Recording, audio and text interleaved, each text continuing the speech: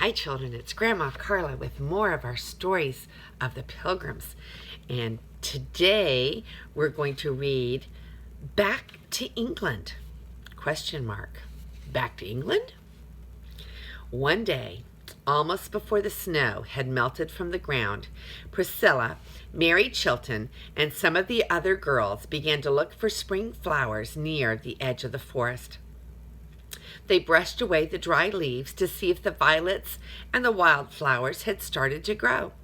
Sometimes they found, pushing their way up through the earth, a group of tiny, rough balls which would someday unroll into a beautiful fern.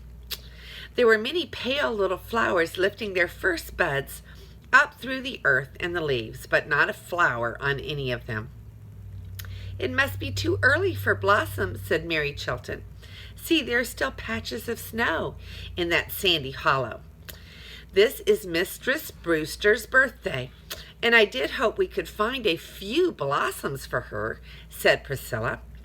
"Since she cannot come to the woods, let us take some of the woods to her," said Mary, digging up a handful of earth and leaves. "Why do you take those dry leaves?" asked one of the girls. And Mary lifted the old leaves off of the little plant that she held and showed the furry stems and the buds of hepatica. "They will open in a day or two if we put them in the sun, and Mistress Brewster will enjoy watching them unfold," she said. When the basket was filled with the dead-looking earth and leaves, it seemed like a strange birthday present for the dear old lady whom the girls often lovingly called Mother. But it was not many days until dozens of little furry stems lifted their dainty purple and white blossoms above the brown leaves.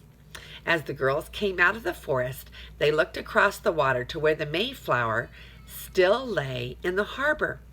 The ship swung lightly to and fro, as though glad to be free from the icy bounds which had held it for so many weeks.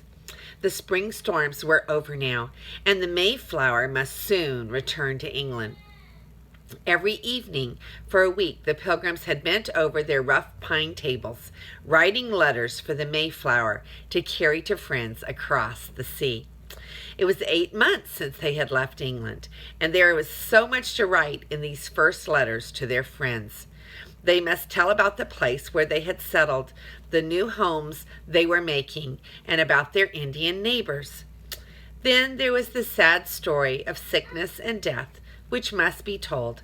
Many of the letters were full of sadness and longing for England. As the girls walked slowly down the hill, each was thinking of all that had happened to the little band since the Mayflower dropped anchor in that harbor. "There must be a meeting in the common house this morning," said Mary Chilton, as she noticed a number of people entering the square log building. "Let us go in." When they entered the large room, they saw the captain of the Mayflower standing before the people. He was thanking the Pilgrims for the kindness they had shown to him and to his men, for nursing them when they were ill, and for sharing their provisions with them when food was so scarce. "Tomorrow, if the wind is fair, we will sail for England," he said. "You have had a sad, hard winter here. Many of those whom the Mayflower brought to this shore are dead. Now that there are so few of you, are you not afraid to stay here in this lonely land? If any of you wish to return to England, I will give you free passage."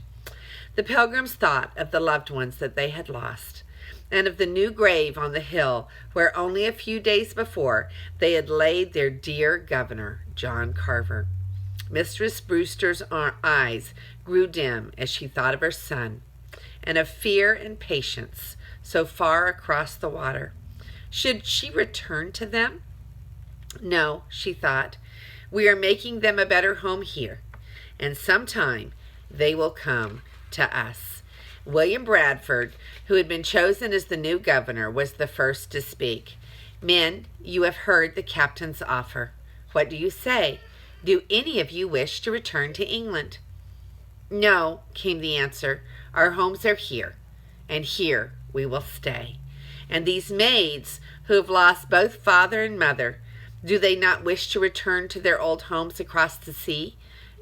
asked the ship's captain. "Speak, Priscilla," said Governor Bradford.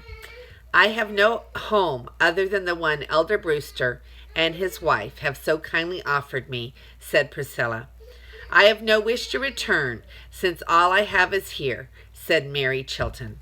Again, Governor Bradford spoke. "Do not answer in haste," he said. "Think what it means to remain in this wild new land. Let each man answer for himself and his family. What say you, Master Allerton?"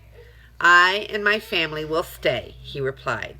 So said all the others. Not one of the brave men and women accepted the captain's offer. So they all are going to stay in the new wild land. And that brings us next time to the very first Thanksgiving. And this is Grandma Carla, and I love you.